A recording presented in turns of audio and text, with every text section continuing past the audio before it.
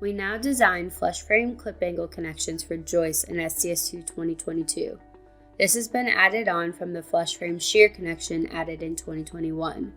Before, Vulcraft joists would be bearing on the flange of the beam. Now you can be level with the beam. You want to make sure that you have Vulcraft as a manufacturer in your utilities. Then there are different setup options in your project settings. I can type in joist and all of my joist setting options appear. I will want to make sure that I have Vulcraft as my manufacturer.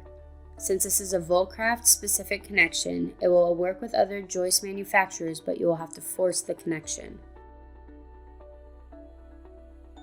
We have a field clearance area for the knife plate for flush frame joists.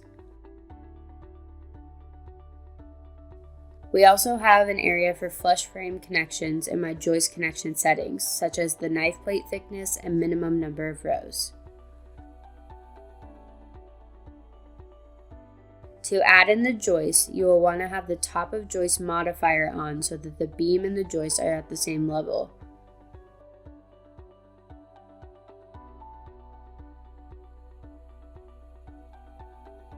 These will be connected with a clip angle, which I then can adjust. There's a new connection type in the joist edit window called the flush framed clip angle.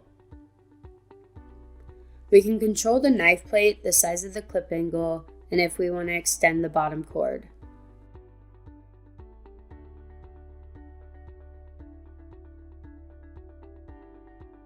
As you can see, there is now a knife plate that is welded to the joist and bolted to the clip angle.